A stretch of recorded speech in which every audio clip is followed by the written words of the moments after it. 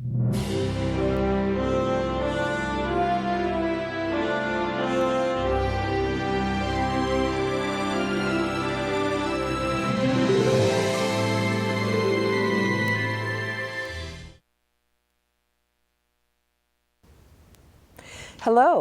Thank you for tuning in to this 2022 Primary Election Candidate Forum for Legislative District 35, Position 2.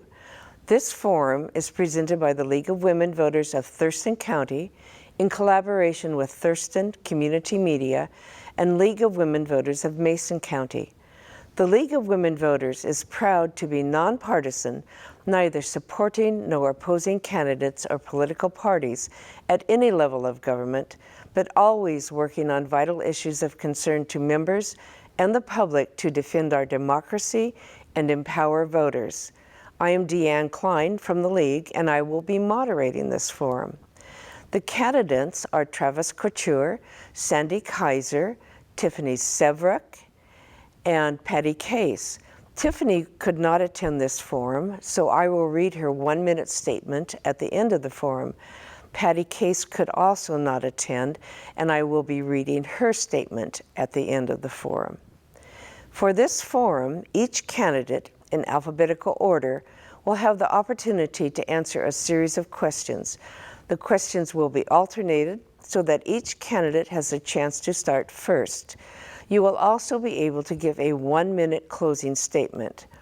Each candidate will have 1 minute to respond.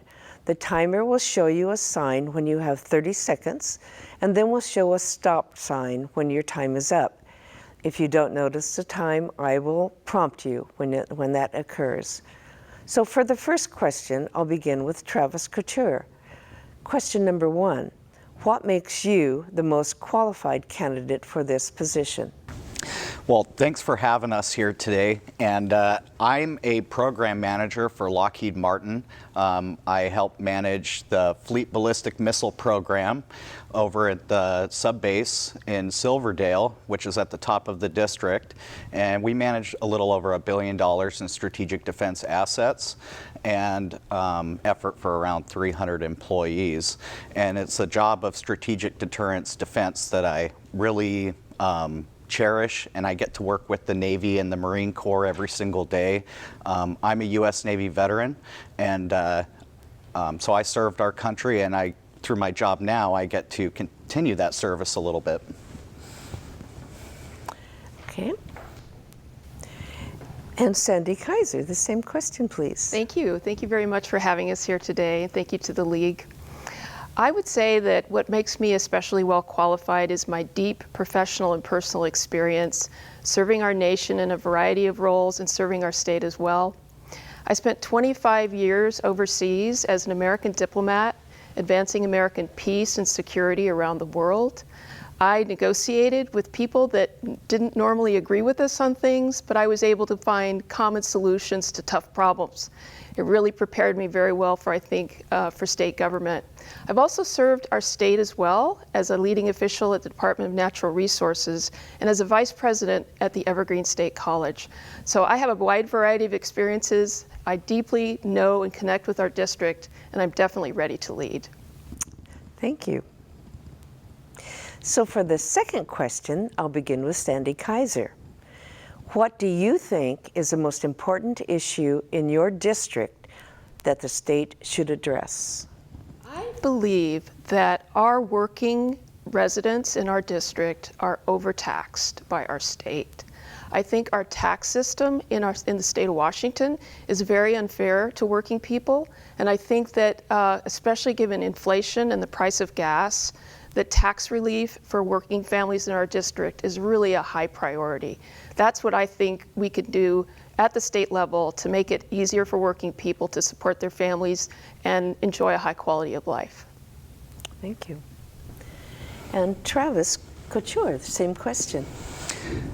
I agree with Sandy that tax relief is really important for the working people in our district and all people in our district. I think that there's other considerations as well, such as restoring public safety.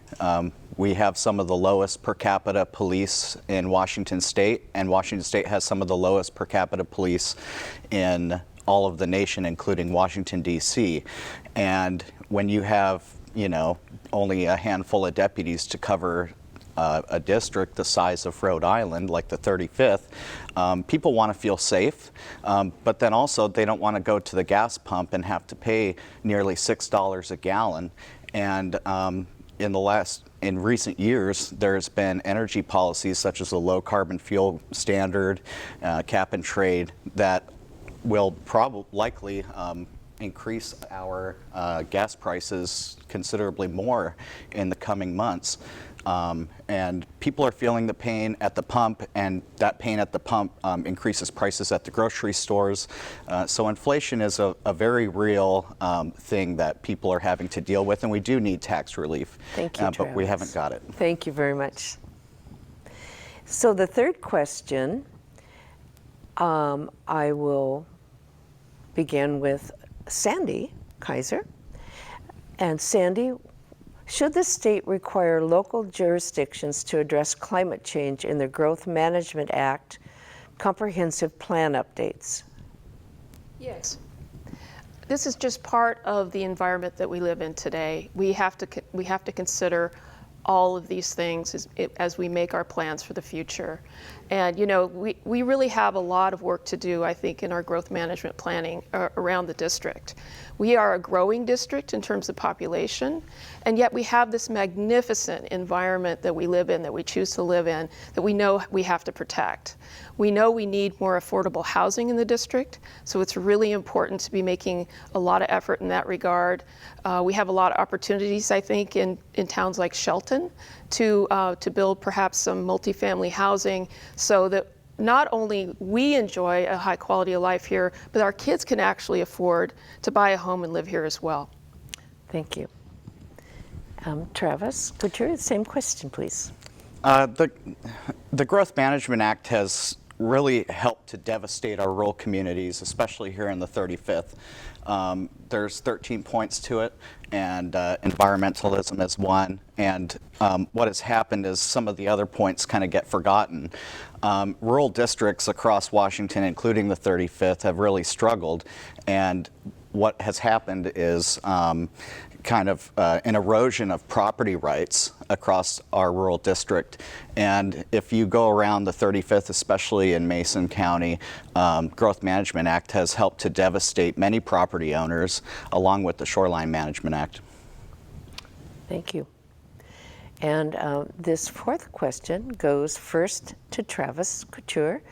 And how important is it to you to maintain a rainy day fund in the state budget?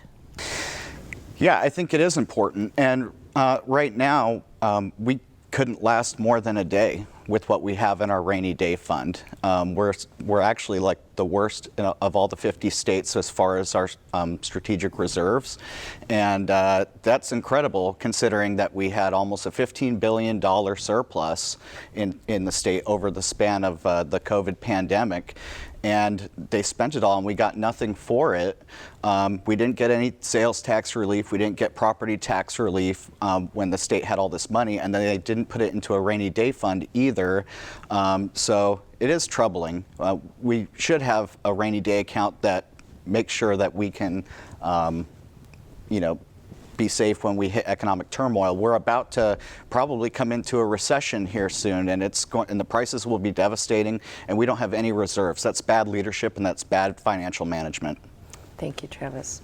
Sandy Kaiser, same question to you. We are very fortunate in the state of Washington to have an incredibly dynamic economy. We know that we have some of the world champion companies that based in our state, and it's due to hard work, it's due to ingenuity of our people. And that means we do have quite a bit of money coming into state coffers. But I also agree that we really do need to be keeping a rainy day fund. We are living in dynamic times. We don't know what's around the corner. Fiscal prudence requires that we maintain an adequate balance in a rainy day fund to support really important things like our schools, our hospitals, our roads. Yes.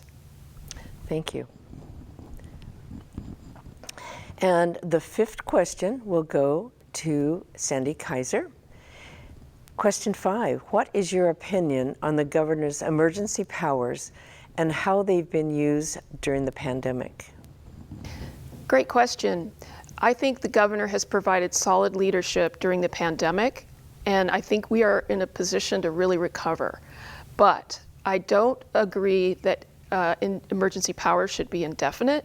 I think it is up to the legislature now to consider some plan for the future if we are confronted with a similar crisis where we have an easier off-ramp when it's clear that the need for emergency powers is diminished. So yes, I would support some kind of curb or clear limit to how those powers would be expanded. Thank you.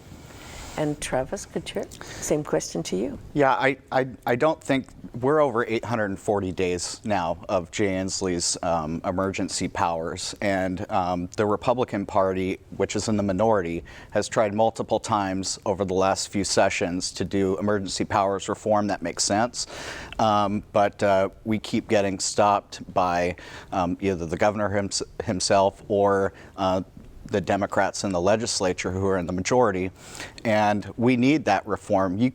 It's not a democracy or republic if one man has that much power in our system for over 840 days.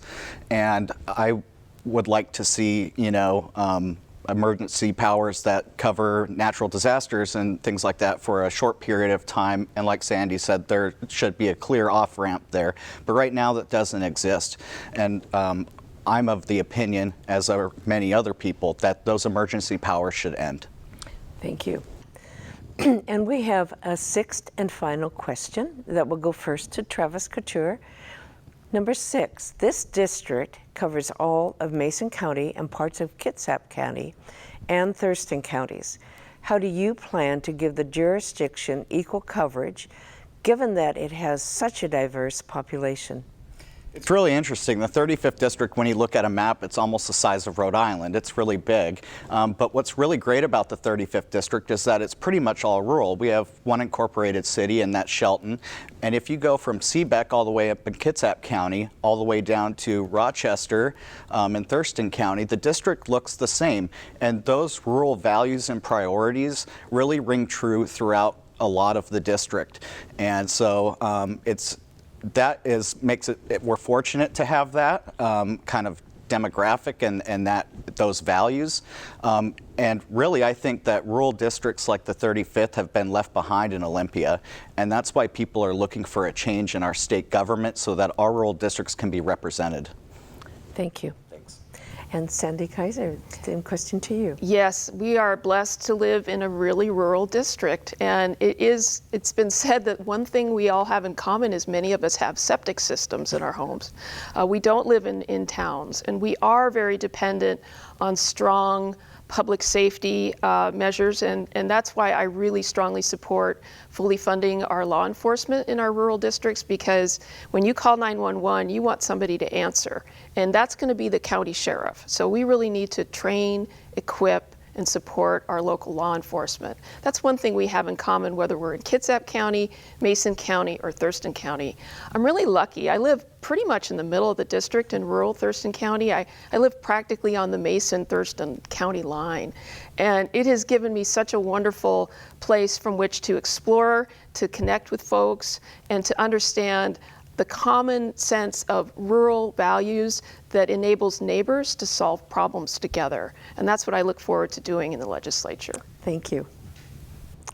And now we have our closing statements, and we will begin with Travis Couture. You have 1 minute. Again, I'm Travis Couture. I'm really happy to be here and running, and I get to meet so many great people in the 35th District over the course of the campaign. I'm a dad. I have 4 kids. They all attend public schools here in, actually in Mason County, so right here in the 35th District. I'm a U.S. Navy veteran, and I've served our country. And also, I'm endorsed and supported by local law enforcement, the Fraternal Order Police Olympic Mountain Lodge. They understand the issues more than anyone else because they live it, and they trust me with their early endorsement. And That's something I'm really proud to have because public safety is such a huge deal right now in our state, and we need to give back our police and first responders the respect, training, facilities, funding that they deserve so that we can continue to make our community safe. Thank you. Thank you. And Sandy, Thank we'll you. have the same question to you. Thank you, and thanks for the opportunity to visit with you today.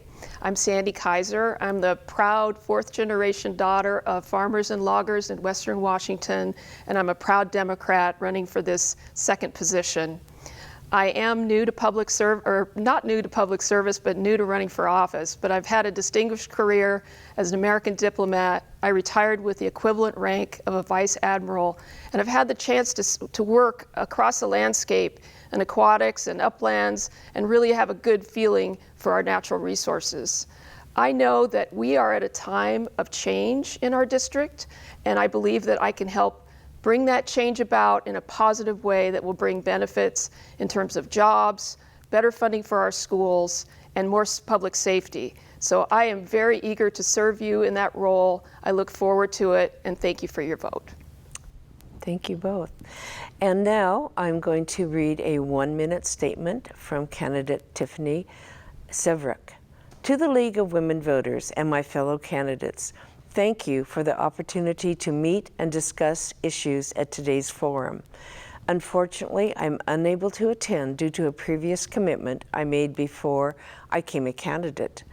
To the voters, I'd like to introduce myself as a Curtin School Board Director for North Thurston Public Schools, and it's an honor to represent the community I grew up in, and I'd like to continue my work as your next representative for the 35th Legislative District. In addition to my experience in education, I'm a small business owner and also worked for over a decade in the state legislature. My background has prepared me for some of the biggest challenges we're facing today, and I bring solutions for education, housing, and the state budget.